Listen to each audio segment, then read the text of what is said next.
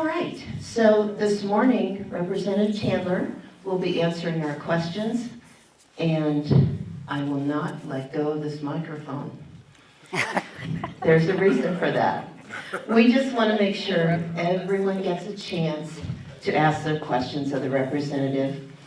We just ask that your first question be brief and constructive so everybody can be heard. Because I know we all have concerns that Representative Chandler would probably like to know about. So won't you help me welcome Representative Chandler? I see. Really great to see you this morning. If it's okay, I'm going to stand here. I feel very far away from you all over there, and rather be kind of included in here with the crowd. As Sandy said, I am your state representative, House District 43. That district includes all of Los Alamos County, parts of Sandoval County, the area around the Bahia Caldera, down, La Cueva, into Jemez Springs, and I have Ponderosa. And I also have part of Santa Fe County that includes La Cienega. Basically all of La Cienega, and that's pretty much the Santa Fe County piece that I'm in. So really enjoy representing all of you and my other constituents in the district. I've been in this position for, I'm completing my 7th year, and I do plan to run for re-election. So thank you. Just going to share a little bit about what I've been working on, what committees I'm on, and then I'm happy to entertain questions and comments. I wonder, is yours on? No. Okay. It might be too close to the mic. Could that be? Actually, yours is on. Yeah. Yours is on. Because I'm not too close to the mic. I think that's pretty clear. Okay. This may be okay. So I serve on 2 committees, and I have essentially served on these committees my entire tenure in the House, and that is I'm on the Tax Committee, and I have been since I started. I was the chair for a period of time of House Taxation and Revenue.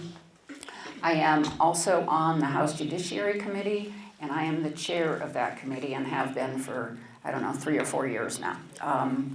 Both of those committees have a significant and important workload, as I'm sure you can all imagine. The Tax Committee considers all of the tax policy that the state may wish to adopt and all proposals related to tax policy.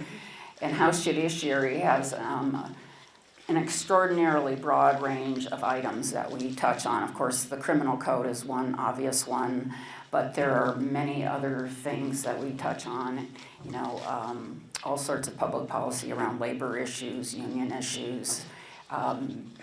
Para often comes to us on a variety of reasons. So there's a whole array of things that I work on in terms of House Judiciary, and it's a very heavy workload.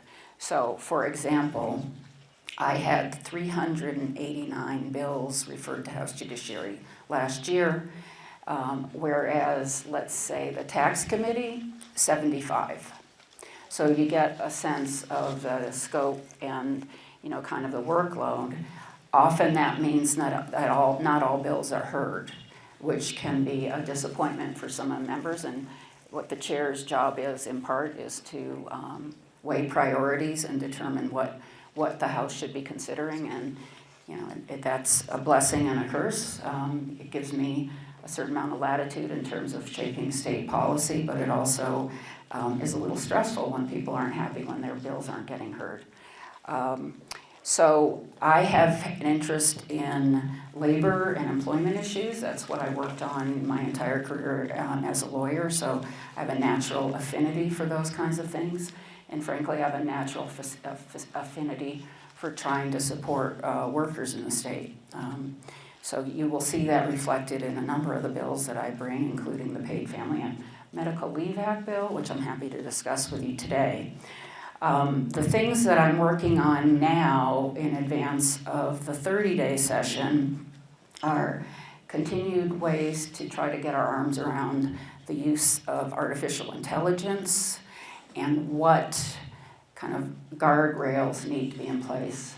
I think, we should all acknowledge, of course, that it's a very, it could be a very beneficial tool for us going forward, but there are a lot of things I think that we need to get our arms around, including privacy, how data is used, is it used in a valid way, and all of those kind of chatbots are a big thing now, as I'm sure many of you have been reading about in the news, in terms of engagement with young people, and sometimes really bad outcomes for people who are interacting with chatbots, because apparently they misunderstand the fact that chatbots are not real life people. Gun safety has been something I've worked on and will continue to work on. I expect that Senator Cervantes will be bringing forth the bill that he's been attempting to get through the legislature these last few years, and I'm on board with him in an effort to try to help him with some of his gun safety legislation. We will be looking at how to improve access to health care, including how to improve recruitment of physicians and other healthcare providers into the state, and we can talk some more about that. I imagine some of you will want to. Immigration protections. I'm very proud of the fact that we as a state really have been a leader in terms of trying to do what we can on the state level to ensure that people's rights are protected and that they are treated appropriately and fairly. And we have limited resources and tools in that regard. One is, of course, a bill that I co-sponsored, an effort to close the ICE detention facilities that a few of our counties have chosen to have contracts with ICE to perform that activity. And so there are some of us who are interested in trying to get the state out of the business of detaining people, some of whom may have been detained illegally. So that's kind of what I wrote down as kind of top of mind things that I'm working on for the 30-day. Before we get to Q&A, let me talk a little bit about the special. So I'm sure many of you have been reading about the fact we're going to have a special session October 1 and 2. The leadership in the House and the Senate in working with the governor are negotiating the agenda, but at the moment it will be focused primarily on things that may be negatively items, programs that may be negatively impacted by the big tax and spending bill that Congress passed this summer. So we'll be looking at things like Medicaid issues. SNAP apparently is a big issue. I haven't talked to our budget person, our appropriations person, but I understand that could be a big problem. We want to make sure people don't go hungry in this state, obviously. Affordable Care Act subsidies have been negatively impacted, and we want to see what we can do to help support people. I was just talking to a colleague in the legislature, okay? She gets her health care through the Affordable Care Act. With the removal of the subsidy, she has 2 children, she's a single mom. Her monthly payment's gonna go up to $900 a month.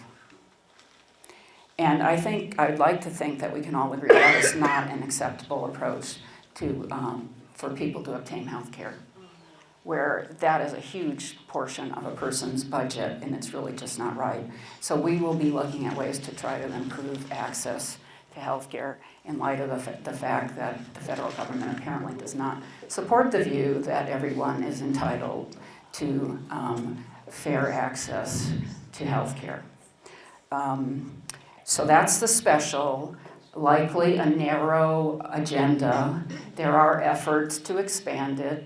I doubt that those will be widely successful. And in the 30-day, just to remind people, the agenda is also narrow. Under our state constitution, the governor sets the agenda for non-budgetary financial items. So any bill that's going to be heard is going to need to receive some kind of message from the governor before it can proceed through either chamber. So I'm saying that in part to remind you, because I'm going to be getting questions about, will this bill happen? And it may or may not happen depending on what the priorities of the governor's office is. not an ideal system and is one that we are in the legislature are working to change, but it will require a constitutional amendment. The balance of power between the executive and the legislature in this state is top-heavy or heavy in favor of the executive branch. And I think, some of us feel like it should be a little bit leveler. And I will tell you, I do have staff, which is helpful now in terms of scheduling appointments. And Sandy was gracious enough to point out I have office hours, but I'm also available by appointment. So I would recommend you reach out to me through my legislative email. And my assistant is on this stuff like you wouldn't believe in terms of getting stuff taken care of for me. She's great. Her name's Laurel. She does an excellent job of keeping me on track and keeping me on schedule. So really appreciate anyone who wants to come and talk to me about any subject for which the state has some kind of impact. I can't affect the federal government much, and there are a lot of local issues that you should be talking with your county councilors about. So with that, happy to take questions. And if you'd let me know your name when you tell me, I know a lot of you in the room, but I don't know all of you. Yes. So we have a question over here. Before we do that, I apologize. I forgot to recognize Councilman Rieger is here. Councilman, if you'll stand, please. And Councilman Ren Herman. Thank you for attending today. And we also have our New Mexico Economic Development Representative, Peter Mitchell, in the house. And here. Hi, my name is Brandy, and I have a question about the reduction in SNAP benefits in the state. Yeah. I know that we rolled out universal breakfast, lunch for the schools, and I heard that this reduction in this federal income into the state could negatively impact that. Is that something that you expect to be able to converse about in this special session? Truthfully, I do not know, but I imagine it would be on the agenda if it's going to have an impact on our ability to maintain our universal breakfast and lunch program. I have not yet seen in detail what the plan is. It's being negotiated between our leadership and the governor's office. But thanks for bringing it up, and I will raise it as an issue that we should be focused on. Thanks. And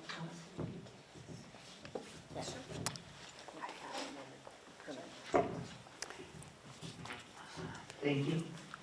Ren Herman, I'm wondering how the universal child care, which we're all very excited about, some of our local providers are very concerned about how it's going to impact them here locally, because the amount that is paid to them is less than they charge.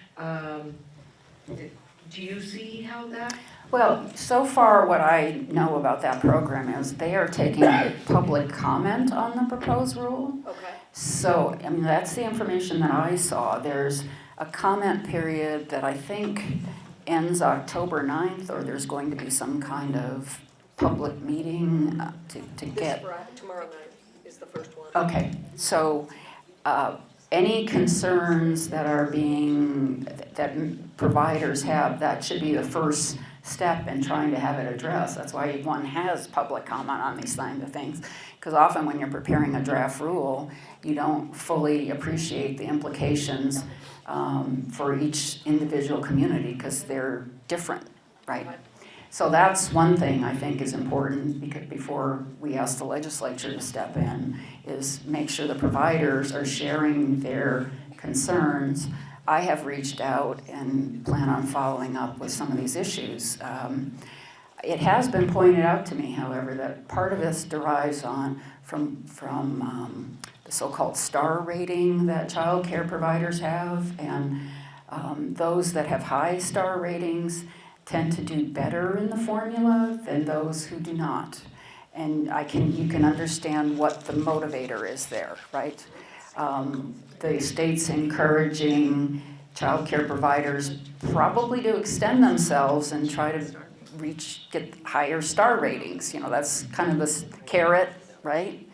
So one might ask their provider, what that's all about in terms of, because I actually have heard for this particular item, I heard from a parent who was sharing their perspective on, I will be hearing from childcare providers, but one thing I, as a rep, should know, there is a relationship between the star rating and the reimbursement. And there are ways then for providers to improve on their position by enhancing their star rating. So that's just one point I want to make. I'm not saying that's determinative, but people need to participate in the process before, we get too, set. Yeah. I'll pass that along. Thank Okay, you. great, yeah.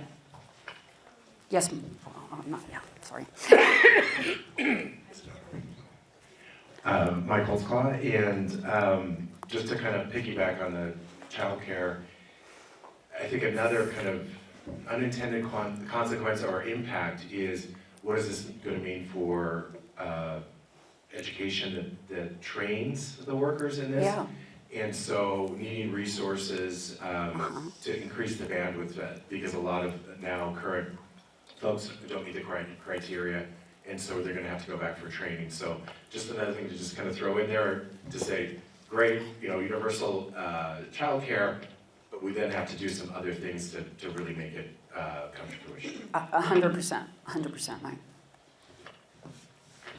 Anyone else? Well, I have lots of questions. So Okay. You all better pipe up. So one of my concerns, as you know, is the anti-donation. I know it's not, obviously it won't be in a special session. Do you think there's any momentum this year to look at that again? Thank you. Sandy, sorry. Certainly there's interest. You and I've talked a lot about this, Sandy, and so the anti-donation clause, so what does that mean for everybody? But maybe we should all level the playing field in terms of the state constitution prohibits public entities, governments, from just giving money to people, right? Unless it meets certain criteria. So so the criteria for economic development is pretty frankly constrained in the Constitution. There was an exception developed, I don't know, probably 30 or 35 or maybe even 40 years ago that provides certain criteria for economic development. And one of it has to do with job creation. That's one of the criteria, right? And the implementing legislation related to that provision requires a lot of things, and they're pretty tight in terms of what can be done. And there are participation agreements that are created. There are clawback provisions that are required if the entity that receives the money from the local government or the state government fails to perform. And usually they commit to things like creation of a certain number of new jobs. That's often a criteria, right? And a lot of private sector companies find a lot of these things very difficult to sort of work with. And that's in the state constitution. Some of us have tried to change and loosen the requirements, and it's very hard, very hard. I think there is a section or segment of the legislature members are very concerned about, they bring up things like corruption, self-healing, family members getting special deals from their local governments. And, these are the kinds of issues that come up. And there are guardrails that we put in place, but nonetheless, that's the issue. So it's a tough one. I think it's going to be hard in the 30-day, truthfully. And I guess my question to you, I was thinking about this because I, of course, knew it was going to come up today, is what is the New Mexico Chamber doing on this? Actually, I'll be meeting with them October 2nd and 3rd, and I will ask them that question. I think they would also like to see it loosened, my colleagues around the state, because, a little bitty town on a mesa like ours, we don't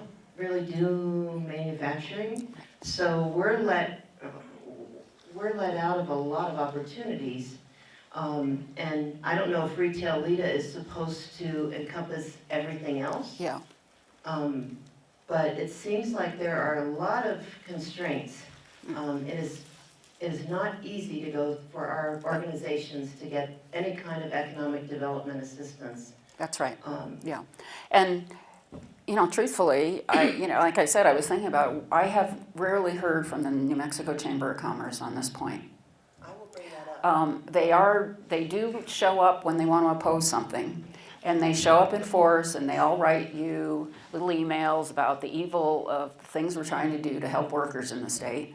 Well, maybe something proactive would be helpful in terms of supporting you all and getting some economic development assistance on the small scale and not the big scale. They're good about bringing in, call centers and data centers. That's the newest big flavor of the year. Those kinds of things. But like I said, in thinking about it as I'm coming over here, I'm like, so where has the Chamber of Commerce, New Mexico Chamber of Commerce been on this? Where has the Albuquerque Chamber of Commerce been on this? And you all pay dues, I'm assuming, into that organization, and they do have influence in terms of getting some of these things changed. So happy to work with the New Mexico Chamber, the Los Alamos Chamber, the Santa Fe Chamber, but the chambers need to step up, and I'd love to hear from them. Thank you. And I'm not referring to you, Oh, Sandy, no, because no. you and I talk a lot about this. I take no offense. Yeah. I'll take all the arrows, Yeah. no problem. But we really are meeting Yeah. October 2nd and Yeah. 3rd. And I know that there has been discussion that they would like to see that change. So I'll bring that up in our sessions. Yeah, and we're not alone. We have a lot of tiny little communities that are not going to be having big companies That's right. locate. Big companies want to be close to airports and highways, that's among other things, and have reliable internet service and a job force. And Harding County, guys, 700 people in Harding County is not going to be supporting a large manufacturing facility. It's just not realistic. So we need to have a multifaceted approach. So, but happy to help in that regard and have worked on the issue. It is a tough one. Thank you, Representative. Yes, sir. Hi, Chris. Hi, John. Right. So to tag on to that, my years with the Red Cross was, the Red Cross was always never wanting to pay for anything, or they always felt that, people should donate. And of course, my time into that got to the point where it was a whole different attitude. So to that point, with the anti-donation clause, I certainly understand the point you made about the economic stuff. That is, I could see how that would just be trouble down the line, like you said, corruption, trying to figure out who's fair, whatever. But I'm more concerned again about some of the nonprofit people that provide services that just need some little boost, something that, a one-time grant or whatever, and then someone's gonna tell me, well, there's plenty of money out there to do it.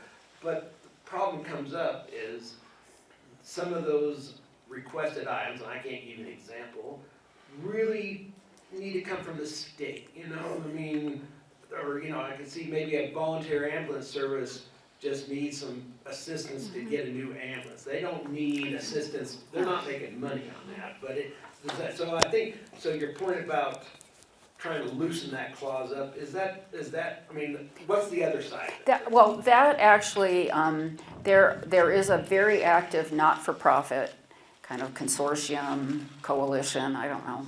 All I ever hear about is this coalition versus that coalition, it's amazing. But there is a not-for-profit group, that meet and talk about how to improve access through the, loosening of the anti-donation clause for not-for-profits, okay? That is something that's been discussed and pursued and so on. I would point out to you, and this is not a perfect answer, often local governments create some kind of contractual relationship with the not-for-profit. So for example, like you just mentioned, the volunteer EMT type situation. And in rural communities, there are a lot of volunteer fire departments, and therefore often attached to them are ambulance services, right? Well, what happens is the local government creates some kind of contractual relationship, so then it's a fee for service. Right. Yeah. Problem solved. Right. That's not a perfect solution for everything, certainly, but it's some. I have given capital outlay for ambulances, and by the way, they are, I'm sure not a surprise to you, extremely expensive, like $250,000, because, you know, all that equipment and specialty stuff that's involved. But I have done that, it's done, and it works out okay. Like, it's owned by the local government, and they allow its use through the not-for-profit, through some kind of contract. It's done, it's awkward, it's not perfect, but it happens. But it would be easier if we could have some reasonable loosening, I think, of the anti-donation clause for the not-for-profits, and there are activities on that front as well.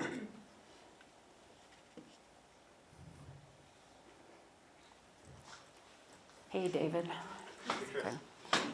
Should I just shout? Yeah. Well, I want it to be heard on the. David Hampton. Chris, is there any discussion at the state level about possibly moving from property tax to a land value tax? And I ask that because we discuss that a lot locally right now. Well, I know there's discussion of it. No. Haven't heard any discussion. And just let's talk a little bit. Can I talk about the property tax? Because there's a lot of conversations around property taxes, usually on the state level, to mitigate them, meaning make them less or provide all kinds of exceptions. And I will tell you, I, as a person, am very much opposed to most of those efforts for the following reason. The state gets no money from property taxes, right? None. So it's really easy for us on the tax committee to give it away. You know whose money we're giving away? Your money. Your ability to provide services, local government's ability to provide services to you all. It's the counties that rely primarily on the property tax. So efforts to erode the property tax has virtually no impact on the state, but potentially significant impact on local governments. And also, for those of you who complain about your property taxes, we have, I think it's the second lowest property tax in the country now. We used to be first, so sorry about that, but that's a fact. So I'm not super sympathetic. I'm from Massachusetts. My brothers live in Massachusetts. I know what property taxes are. New Jersey, very high, you know. So that's kind of where we're going with that. And be aware, you'd have to do an analysis of what the fiscal impact of such a change would be. And those kinds of analyses are very hard to get right. So what you're doing is putting at risk at least a predictable revenue stream for the local government with one that has been untested. So, you know, anyway, that's kind of my reaction to what you just brought up, David. Thanks. Sandy? Yes, ma'am, I have a question. If the property tax, well, obviously, according to income, that will vary around the state. Is there, does the state augment some of our rural communities that don't have the resources from the property tax? Thank you. I can't say that we tie it to what the property tax are, but certainly we have all kinds of programs that help local governments that are often based on their resources. So directly, no, it's not based on the property tax, but you're right, there are a lot of counties that don't have a strong property tax base, right? And then they don't have a strong gross receipts tax base. And probably they have higher number of low-income people. So, well, anyway, the income tax just goes directly to stay as it is. So, yeah, it's tough for some of our local, small, rural communities in terms of making ends meet. And certainly the state does step up in a variety of ways to support those communities through various programs, including things like Medicaid, right, and SNAP, and, right?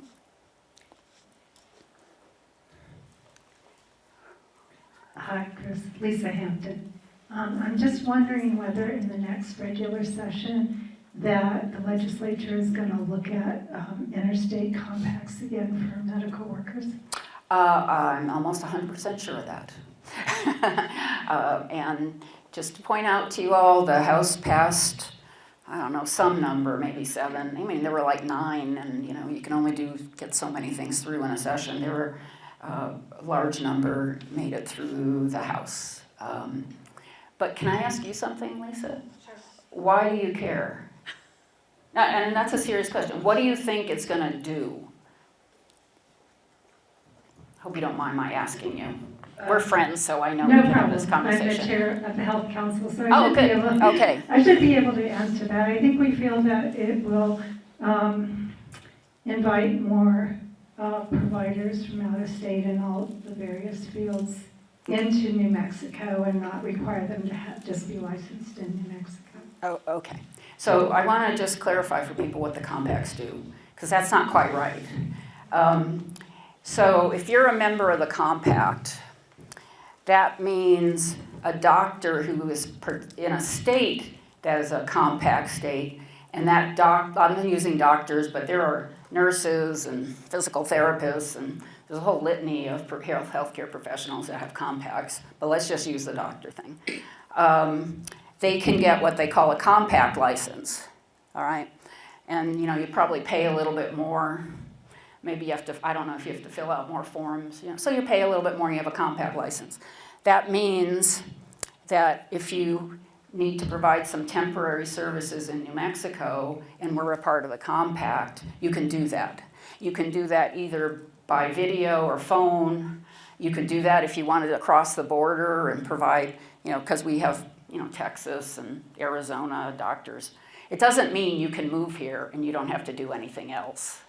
And I've been afraid that people believe if you have a compact license, you can just come to New Mexico and don't have to get any other qualifications. That is wrong. You have to get, if you move here as a resident, you are living here providing medical services, you have to be licensed under the state of New Mexico's licensing process. And it is not clear to me when I talk to people, they understand that. So will it help with telemedicine? Maybe, yeah, okay, fine, it will. And that's worth something. But I just want to just kind of level out your expectations in terms of what it will actually accomplish. And I do know the only compact that I'm aware of that's been in place for quite a while is for nurses.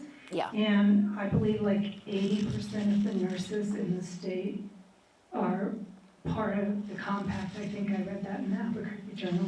So I think it is helpful, even if it's just short term as well. And I know we're only one of 4 states that doesn't participate in these compacts. Yeah, but let's review what that means. That means there are nurses that are licensed in New Mexico, that have a New Mexico license, and they have a compact license. That's fine, that's great. That means they can practice in Texas. That means they can practice in Arizona, which is fine, but that doesn't necessarily mean we're getting any more services as a result of that. Right? New Mexico doesn't have that recognition of the compact, but Texas nurse can't come here. Texas nurse can, because this is the one compact that's been in place for 20 years, right? It's the nurse compact. So nurses from Texas can come temporarily. They can't practice. They can't move here and get an automatic nursing license. They have to go through the process, right? But what I'm telling, and this is why I brought it up. People hate this, but you go both ways. So are we getting a net increase? Or is it even? We don't know, right? I feel like there's been a lot of hype around all this medical stuff. And a lot of, frankly, exaggeration in terms of what, if certain things are done, what will happen. And the compacts, people seem to get very excited about them, and they have value. They have value. I'm not saying they don't. Mostly for telemedicine. Okay? And that's fine, because that's a good thing. I'm not saying doesn't add value, but I just want to make sure people understand that fact. Okay? Well, Sure. I'm sorry, Chris, I still don't understand. Okay, that's all right, John. I asked that question, I'm sorry, I still don't understand. Yeah. I mean, everything you're saying about the license, I was in that same category, so I get what you're saying, but I don't understand. It does exist, doesn't exist, Yeah. no one wants it to exist, what? I don't There understand. is a nursing compact in All right, place. but what about the other? The other ones have not been passed by the legislature. They have been, most of them have been passed through the House last year. Okay? They did not make it through the finish line in the Senate. Okay? So will it come up again in the 30 days? 100% I'm sure they will. Will they make it through the House again? Yes, they will. If they get through the Senate. I don't know if they're going to start in the Senate this year. They possibly could. You know, those are all strategies that I haven't been advised of yet. I think what she's saying is Did- it's a stopgap, but it's not a permanent solution. Well, I think we all know that. You've got to have a reason to want to move to New Mexico more than just your job sometimes. And it would, you know, I think the idea of that compact, of course, is to try to introduce a few people that would move here permanently and then go through those hoops. But you know, like I say, I see that as a net benefit. Yeah. On a temporary, because there's certainly, Sure. you know, just like the medical leave thing, not medical leave, the cut of resources that they're gonna do with Medicaid, these community hospitals might include Los Alamos that they're gonna eliminate. Now, all of a sudden, you really are gonna be short of Yeah. medical services. My only other point, though, is it allows doctors here to go to Texas easier. It allows nurses here to go to Texas easier. So the movement is back and forth. It is not everybody, that's all I'm saying, you know. Yeah. So we don't have data that will show we'll get a net increase. That's my point. Hi, Yeah. so what is being done?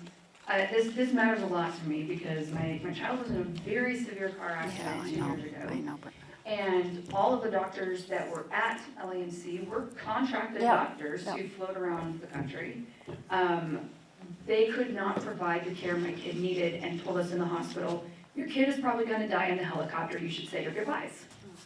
So this has, so I'm hearing a lot of like, well, this will only do this, and well, you know, and I know that we had an opportunity to lower some insurance rates for doctors, and that did not pass, and now, my doctor left.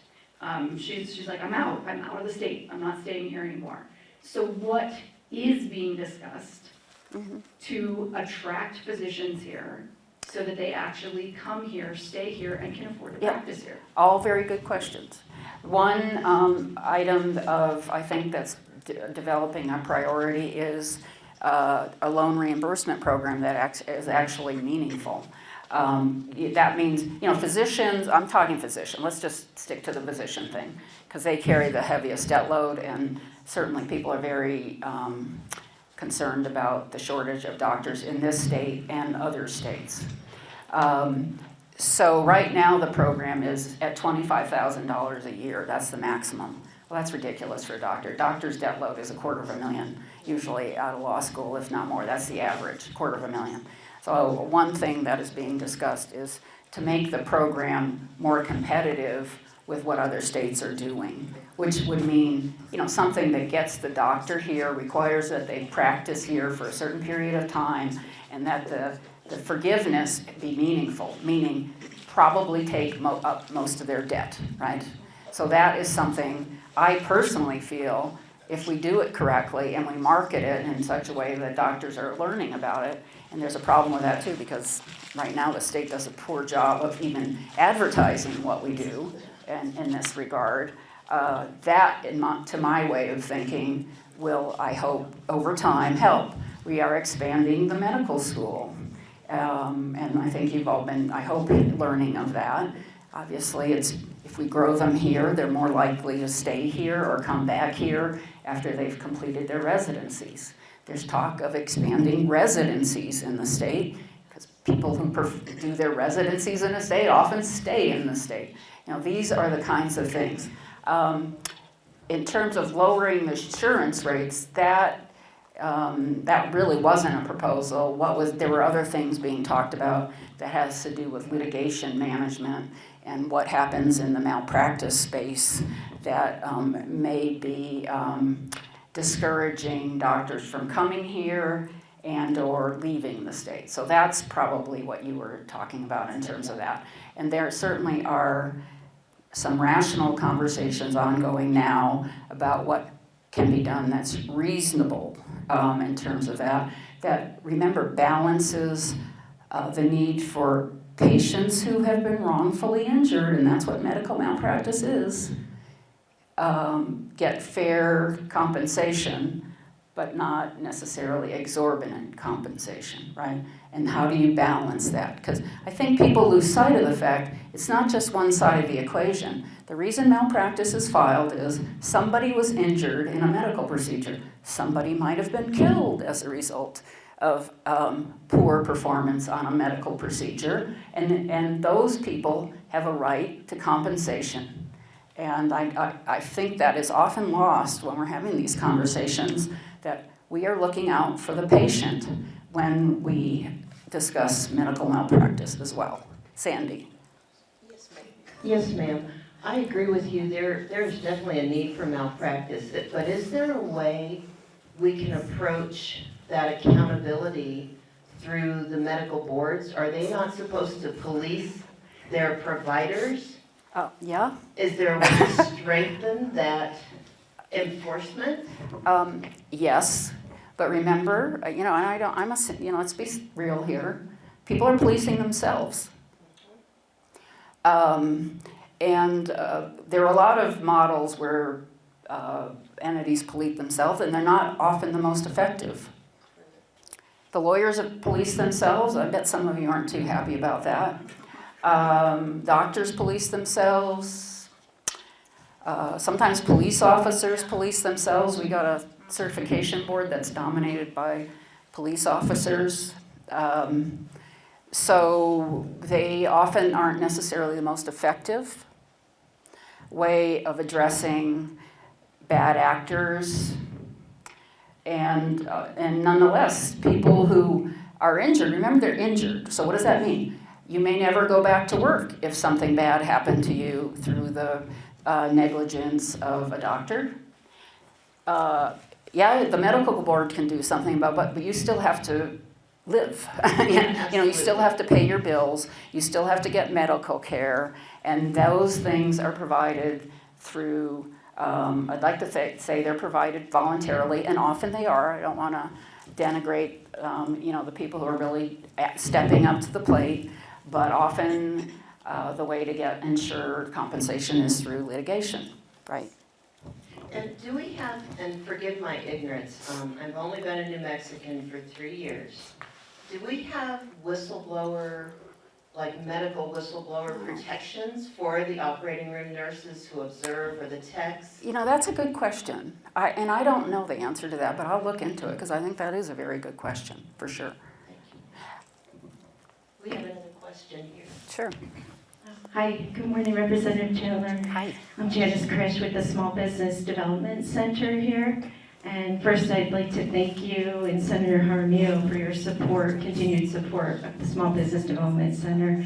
The New Mexico State Legislature supports the majority of the funding for us. So, but what I'm concerned about is the support services from West and SCORE that are the West chapter in Santa Fe that services northern New Mexico. So this is the Women's Entrepreneur Center. They serve women and minority businesses primarily. That center is going away. It's closing October 1st. So that's the closest center here. And a lot of the clients that I have, business clients come in, I send there for the microloan in particular. So with that closing, they have to go further, like maybe to Albuquerque or Farmington, these Yeah, offices yeah. that are still going to remain. Why is it closing? I believe for the federal cuts. Oh, And so I don't know, like, what kind of support or the state legislature might have for this. yeah, Or okay. And SCORE as well is in jeopardy. I've written letters on their behalf as well, because SCORE is the retirement, the retirees. It's a mentoring program for small businesses, and they offer awesome training. Oh, cool. And I often send clients there Yeah. as well. Yeah. That center is also, there's one in Santa Fe that serves northern New Mexico. That center is remaining, but their funding is being cut. So their training programs that are normally free are now they're starting to charge, so there's a cost for some of them. Yeah. So I'm wondering if there's anything that can be done on the state level to assist with these partner organizations. So, it would be helpful. I'm not on the appropriations committee, I'm not on LFC, but it would be helpful maybe if someone would send me an email about that, and I can send it on to our finance staff to see whether or not there might be some interest. If it's happening in the Santa Fe, northern New Mexico area, I imagine these are issues that are popping up across the state in terms of support, and there may be some willingness to try to backfill. We're going to be potentially having some big significant financial challenges going forward. Right now, we're not in a crisis mode, and fortunately, our oil and gas revenues continue to be strong and the like, but we will be looking at a lot of requests, I imagine, for backfilling certain programs that the federal government has cut to ensure that we give tax breaks to people who don't need them. Well, if I could add one thing, and I'd like to add just one thing about West. They're one of the few funders for a startup. Janice and I both have sent people to them who need startup capital, brand new business. There aren't many lenders that provide that, and they will generally go up to $50,000. They do require collateral, but they work on an ongoing basis. They have less than 1% default. It's 99 point something. It's very, very small on the loans they give. Thank you. Thanks, Sandy. Anyone else? I'm happy to hear from any one of you, all of you, on any state-related subject.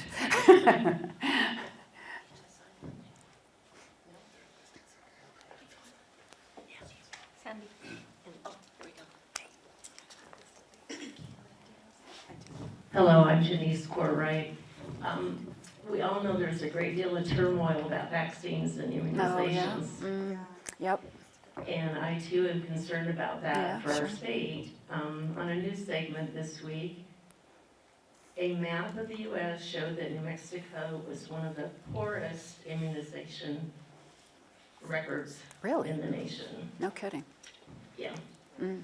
So I am very concerned about Sure. how are we going to fill that gap, or what kind of education are we going to provide? A good question, and I probably can only answer it kind of superficially and partially, so I apologize. I feel the governor has really offered a lot of great leadership on this particular item, and frankly, other healthcare items. We have our little tussles with the governor that are well publicized, but I have a lot of respect for how she's approached, trying to expand Medicaid, improving access through the Affordable Care Act, and her most recent order that basically says you don't need a prescription if you're gonna get a vaccine, you need a COVID shot. That's real leadership in this area.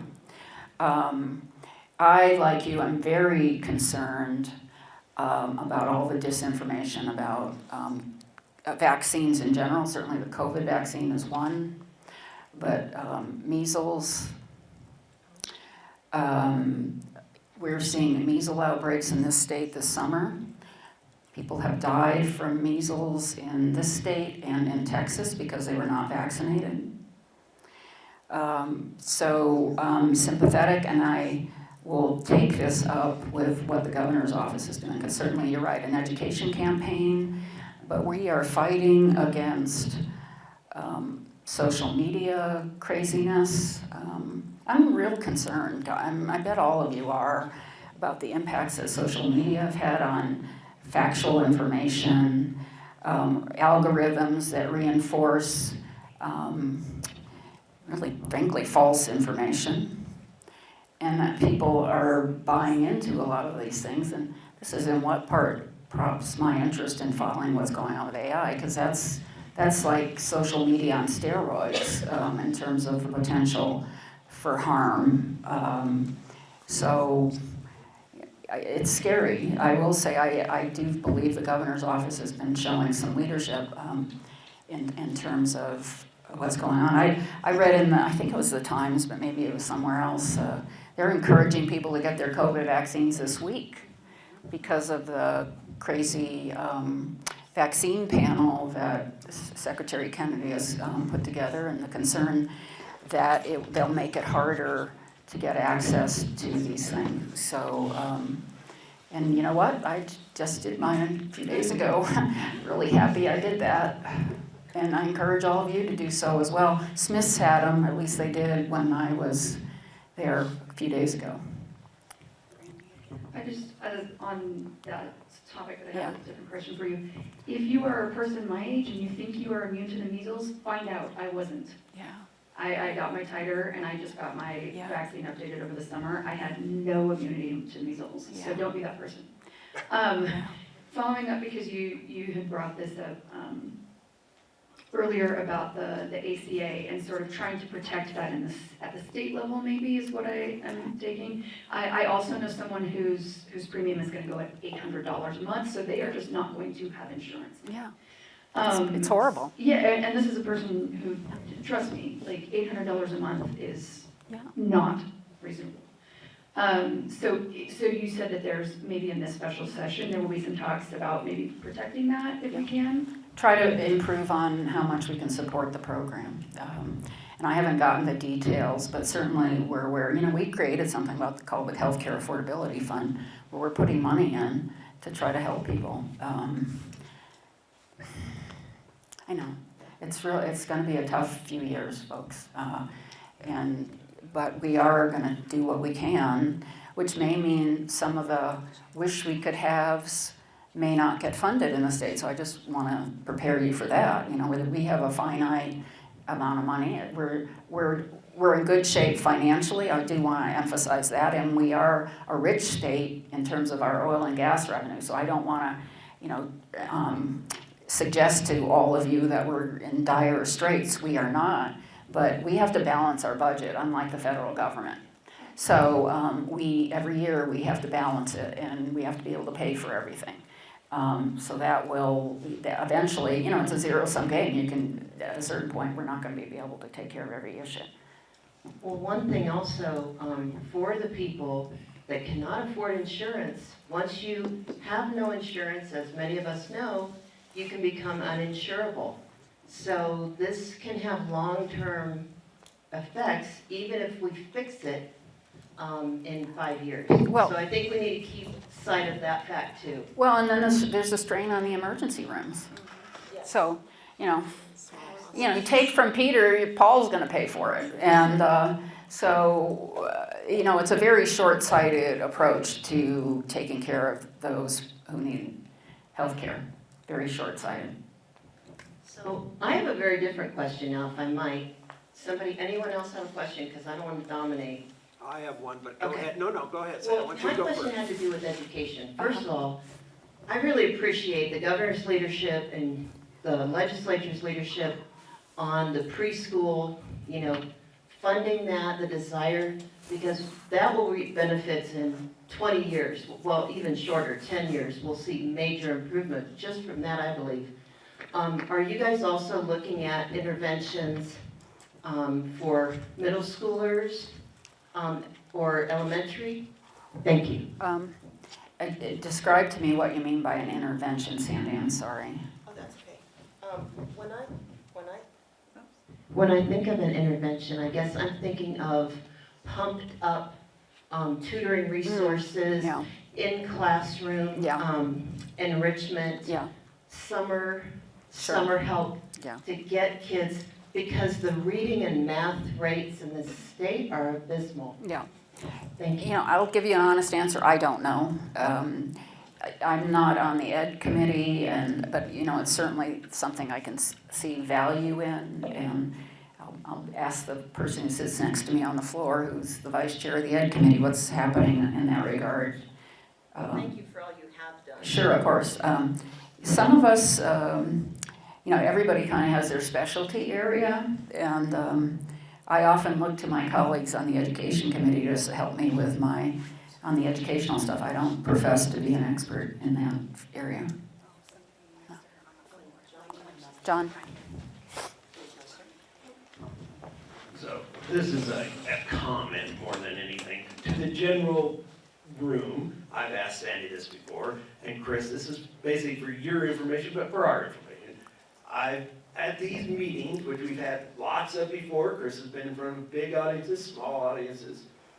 I'm curious myself, we've talked about several things here this morning, but I would like, by show of hands, as you personally, are you interested in some of the things that were brought up? Because I think if, for instance, someone mentioned, or Janice mentioned the small business thing, how many people in this room are concerned with what she brought up? Okay, so Chris, there you go. How about this immunization issue? Yes. Okay. How about the interstate compacts for health providers and everything? How much of an interest is that to everybody?